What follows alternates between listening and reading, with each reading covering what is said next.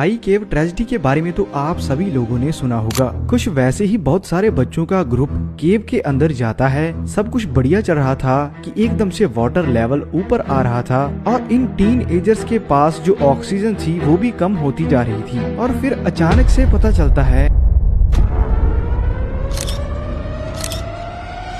इस कहानी की शुरुआत होती है यूके के ट्रेडकास्टर स्कूल से, जिसमें स्कूल के कुछ बच्चे और स्टूडेंट एक ट्रिप पर जा रहे थे जिसमें वो हाइकिंग, केविंग और बहुत सारी चीजें करने वाले थे। ऐसे ही जोसेफ, एमी और चार्ली नाम के बच्चे जिनकी उम्र 13 और 14 साल थी, वो केव एक्सप्लोरिंग के ग्रुप में शामिल हो जाते हैं। सारे स्कूल के सिलेक्टेड बच्चे और टीचर बेरली पार्क पहुंच जाते हैं। एमी, जोसेफ और चार्ली केव एक्सप्लोर के ग्रुप में आते हैं जिनमें उनके साथ 8 और बच्चे थे और एक उनके मैथ टीचर जिन्हें सुपरवाइजर बनाया गया था। ये ग्रुप नाडल डेव केव पर पहुंच जाता है और केव सिस्टम में जाकर ये लोग बहुत मजे करने वाले थे, जैसा कि इनके मैथ टीचर ने इन्हें बताया, क्योंकि इस केव सिस्टम की सबसे बड़ी खासियत थी मैनचेस्टर होल सिस्टम, जिस जगह से केव की शुरुआत होती थी। बाहर देखने से तो ऐसा लगता था कि एक छोटा सा नॉर्मल सा होल है, पर कौन ही जानता था कि अंदर जाकर इतनी बड़ी केव भी आने वाली है। और इस केव में जाने के लिए इन्हें गाइड करने वाला था 17 साल का एक वॉलंटियर, जिसने पहले भी बहुत बार इस केव को एक्सप्लोर किया था।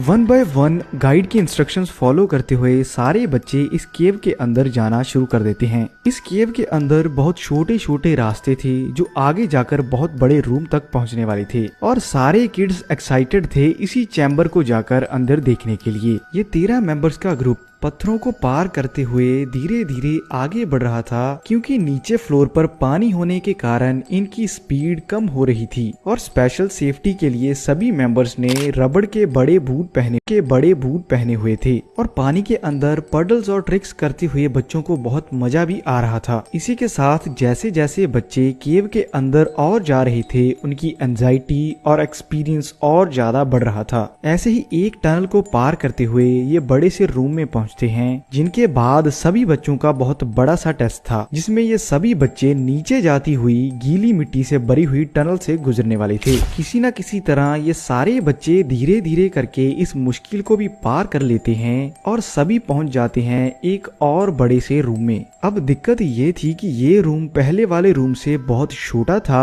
और इसके अंदर पानी का लेवल भी बहुत ज्यादा था। जैसे जैसे ये उस रूम से आगे बढ़ रहे थे, पानी का लेवल और ऊपर जा रहा था, पर अभी तक भी इनके रबर के बूट इनकी बहुत हेल्प कर रहे थे। जैसे जैसे आगे बढ़ रहे थे, डार्कनेस और ज्यादा हो रही थी और इसी चीज से बचने के लिए सारे बच्चों ने सेफ्टी हेलमेट्स पहने हुए थे, जिनके ऊपर टॉर्च लगी हुई थी। जोसेफ, एमी और चार्ली पहली बार ये चीज कर रहे थे, इसीलिए बहुत ज्यादा एक्साइटेड थे। पर उनकी ये एक्साइटमेंट कुछ ही मिनटों तक रही, क्योंकि इसके बाद उन्होंने एक ऐसी चीज देखी कि सभी लोग आगे बढ़ने से डर रहे थे, क्योंकि आगे बढ़ने के लिए इन्हें गुजरना था एक छोटी सी टनल से, जिसकी चौड़ाई एक छोटे से होल के बराबर ही थी, जिसके अंदर इन सभी मेंबर्स को फौजियों की तरह रेंगते हुए अपने हाथों के साथ लगभग 40 फुट की ये टनल क्रॉस करनी थी। रास्ता कभी ऊपर, नीचे, लेफ्ट और राइट जा रहा था और ऊपर छत पर लगे हुए तीखे नुकीले पत्थर इस चीज को और ज्यादा चैलेंजिंग बना रहे थे। नीचे गीली मिट्टी और पानी के साथ इनके कपड़े गीले और गंदे भी हो चुके थे। आगे बढ़ते ही अंधेरा इतना ज्यादा था कि फ्लैश लाइट भी काम नहीं कर रही थी। धीरे धीरे किसी को देखने की विजिबिलिटी कम हो रही थी, जिसके साथ बच्चे और भी नर्वस हो रहे थे। पर फिर भी किसी न किसी तरह हार ना मानते हुए ये लोग उस रूम में पहुंच जाते हैं। सबसे आगे वो वॉलंटियर गाइड, फिर पीछे बच्चे और लास्ट पर मैथ टीचर। जैसे ही मैथ टीचर उस रूम में एंटर होते हैं तो उन्होंने देखा कि कैसे अंदर बच्चे और गाइड सभी घबराए हुए हैं, क्योंकि इस पॉइंट पर पानी का लेवल बहुत ज्यादा था। ठंडा पानी इस टाइम तक सभी बच्चों के बूट्स में जा चुका था। सभी लोग जल्दी से गीली जगह से निकलकर ड्राई ग्राउंड तक पहुंचना चाहते थे। और फिर यहीं पर आती है एक और बड़ी मुश्किल, जब सभी मेंबर्स को महसूस होता है महसूस होता है कि वाटर लेवल धीरे धीरे इंक्रीज होता जा रहा है। गाइड को ये चीज महसूस हो रही थी कि अगर पानी ऐसे ही आता रहा तो छोटे बच्चे तो अभी ही डूब जाएंगे और बड़े बच्चों के मुंह तक पानी आ जाएगा। पर फिर भी वो बहुत ज्यादा कंफ्यूज था कि ये पानी आखिरकार आ कहां से रहा है। तो गाइड जल्द ही फैसला लेता है कि सभी बच्चों को जल्द से जल्द यहाँ से बाहर निकालना होगा। वो पहले टीचर को आगे निकालता है और सभी बच्चों को बोलता है कि टीचर के साथ पीछे पीछे सभी लोग तुम भी जाओ, क्योंकि गाइड की ही जिम्मेवारी थी सभी बच्चों को सेफ्टी के साथ ऊपर लेकर जाना। तो अभी ये सारा ग्रुप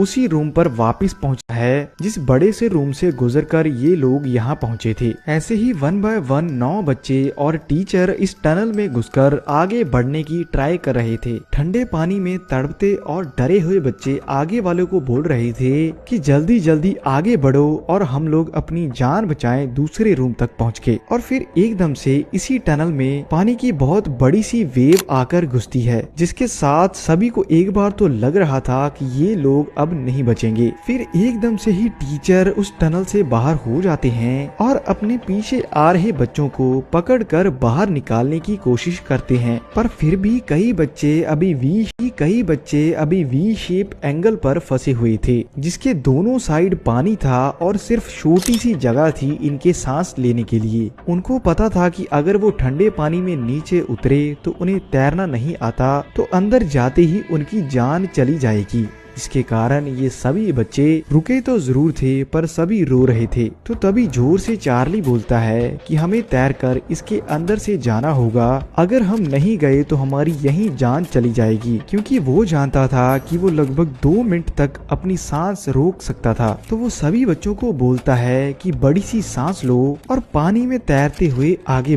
पर फिर एक और बड़ी दिक्कत थी, अभी तक 3 मेंबर पिछले चैम्बर में ही फंसे हुए थे। रो रही एमी को गाइड बोलता है कि उसे आगे बढ़कर स्विम करते हुए जाना होगा, नहीं तो उसकी जान यहीं चली जाएगी। और दूसरी साइड से पानी का प्रेशर और ज्यादा तेज होता जा रहा था, जिसके बाद उनके शोल्डर्स तक पानी आ चुका था और ऑलमोस्ट सारी टनल पानी के साथ कुछ ही मिनटों में भरने वाली थी। उस पानी से भर रहे रूम से निकलकर टनल में पहुंचते हैं और सिर्फ थोड़ी सी एयर ही बाकी बची हुई थी। ये सभी लोग बड़ी सी सांस लेकर आगे बढ़ते हैं, इसी आस में कि जिस रास्ते से ये लोग आए थे वो अभी पूरा पानी से नहीं भरा होगा और छोटी सी एयर पॉकेट जिस जगह पर रुककर ये लोग सांस लेकर आगे बढ़ सकते हैं। पर जब वो टनल में आगे बढ़े तो उन्हें पता चला कि ये उनकी और बड़ी गलती होने वाली है, क्योंकि अब तक टनल की वो जगह पूरी पानी के साथ भर चुकी थी। और ये चीज देखते ही घबराए हुए ये सभी लोग वापिस उसी चैम्बर में पहुंच जाते हैं जिस जगह से ये लोग आगे बढ़े थे। फिर रो रहे दोनों बच्चों को गाइड बोलता है कि एक बड़ी सी सांस लो और हमें फिर से आगे बढ़ना पड़ेगा और कोई रास्ता हमारे पास नहीं बचा। दूसरी साइड टीचर और बच्चों का ग्रुप अगले चैम्बर में सेफली पहुंच चुके थे। दूसरी साइड गाइड, जोसेफ और एमी धीरे धीरे आगे बढ़ते हैं और छोटे छोटे एयर पॉकेट्स में सांस लेते हुए सबसे आगे वो गाइड,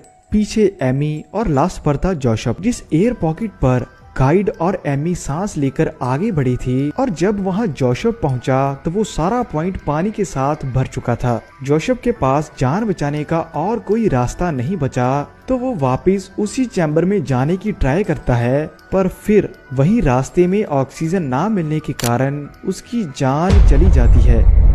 गाइड और एमी भी सेफली टीचर ग्रुप के पास पहुंच जाते हैं। जब वो पीछे देखते हैं कि जोसेफ तो उनके साथ आया ही नहीं, तो घबराया हुआ गाइड ये चाहता था कि वो वापस जाए और जोसेफ को किसी न किसी तरह वहां से बाहर निकाल कर ले आए। पर वापस जाने के लिए टीचर उसे परमिशन नहीं देता, क्योंकि अभी भी उनके साथ और 10 बच्चे फंसे हुए थे जिनकी जान उन दोनों को ही बचानी थी। अभी तक ये लोग सोच रहे थे कि ऊपर बहुत तेज बारिश हो रही होगी, जिसके कारण इतना ज्यादा पानी इस केव सिस्टम में घुस गया। किसी न किसी तरह ये सभी लोग उस केव से बाहर आ जाते हैं और सभी लोग शॉक हो गए देखकर कि बाहर तो धूप निकली हुई है और बारिश का कोई भी नामो निशान नहीं है। पर अब बड़ा क्वेश्चन ये